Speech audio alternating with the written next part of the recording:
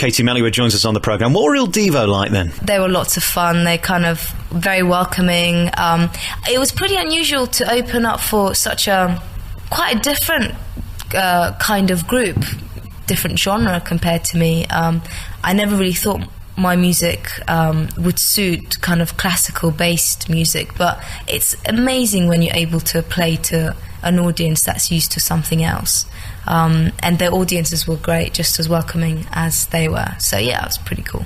Your sound is distinctive and it's unique, and it's a bit like them because they're pop but they're classical as well. You're pop but you're something else as well, and I don't really know what to say it is, because tonight, hearing 6 songs from this new album, there's 6 different styles of music. Are you everything to everyone in a way because it's just your music? Maybe. It's hard for me to say what kind of genre of music I do. I mean, maybe it's because I listen to all sorts of music. I've never preferred a type of genre. I always think there's good music in every genre and there's really crap music in every genre. So perhaps that's why my own music doesn't really seem to stick to one particular field. But I like it that way. All right, we've talked about the process of making the CD, and now you're here and you're Mrs. Showbiz around the world. I never read about you in any newspapers or Hello Magazine or anything like that. You don't seem to get involved in any of that nonsense. Why is that? Do you just want the music to speak for itself? Are you not tempted to get into the Jordan, Jodie Marsh kind of thing where you turn up at the opening of an envelope?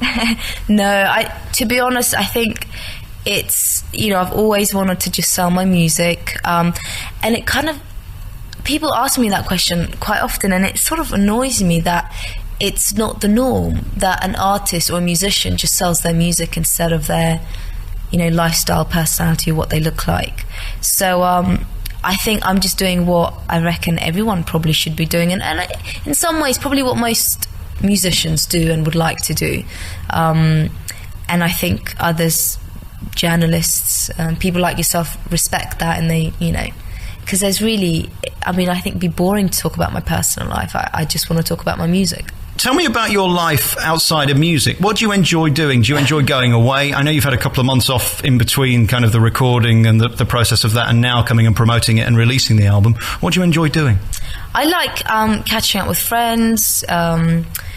When I do have time off, if it's enough of a time off, I go back to Georgia to see my family, the extended family, and all my friends over there. When I'm just, I suppose, I don't know, if I want to have fun, I suppose I do what 23-year-olds do, which is go out, get drunk, occasionally go and do the odd skydive, which is quite fun. That's it. I like reading also. So. And bungee jumping? Yeah, I haven't actually done a proper bungee jump yet, and that's on my to-do list. Do you have any say in this part of it? Because you're so in control with the music. Watching the video tonight, I could see that even down to the notes and the way they're played, you have a say in that, and you have a voice, which is so rare, isn't it? I mean, most artists your age don't have an opinion about anything. They just sent into a studio, they have to do it and shut up. Well, I think that's probably because of the people that I work with, especially Mike, who's central, to a lot of the stuff that I've done and that I do. Because it's his record company, Dramatico, it's a small independent label.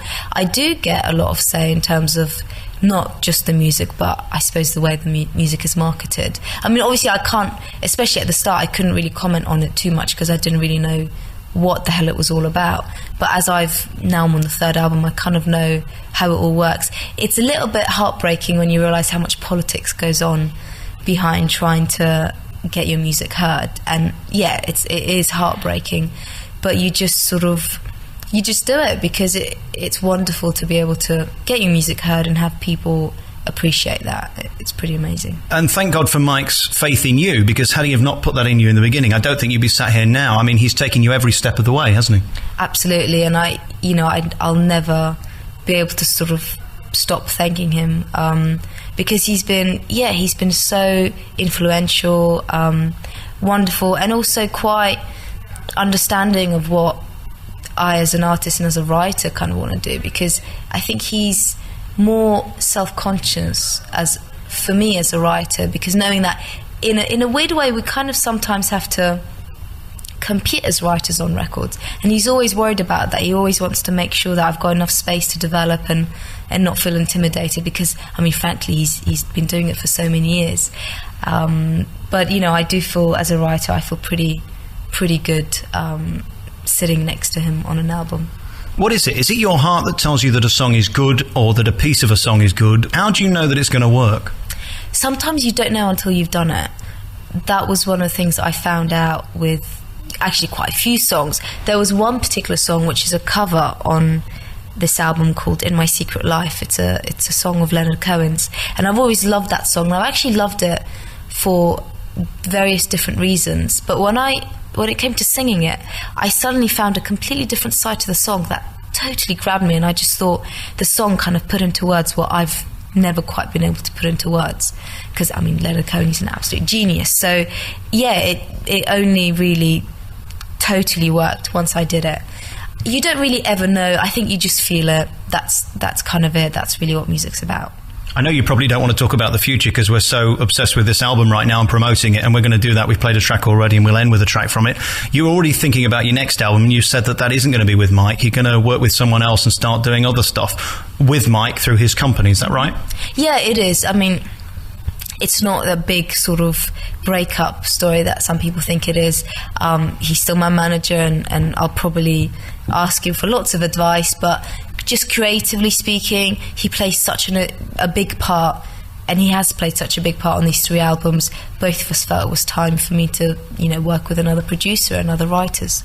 What do you enjoy doing the most? Playing the guitar, playing the piano, or singing? Because watching you on stage today do all 3, it must be kind of difficult when you're writing, because you must want to write to your own kind of skills and to what you enjoy doing the most, opposed to what's going to make a great record.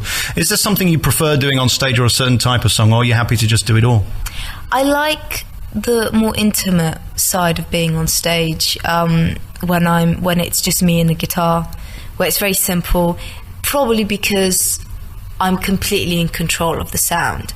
I mean, I suppose that doesn't make me sound like a sort of a group player, but I love playing with a band. But when it's only you, it's sort of, yeah, I don't know, I seem to kind of be in control of it and prefer it that way.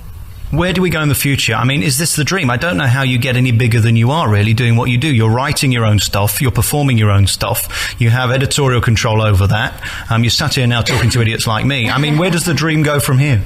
To be honest, there's a lot of dreams left, because, you know, it's wonderful and amazing to have had the success that I have, but it's not all about the numbers. It's, you know, to me it's about the music, and even though I'm very proud of the records that I've made, I feel like, you know, I want to make records that are maybe even more groundbreaking and really, really special than they have been so far. Having said that, I think I've probably done the best that I could have done so far, so we'll see what happens next. All right, the new album's called Pictures. It's in your stores now. It's by Katie Melua, and it's a terrific CD.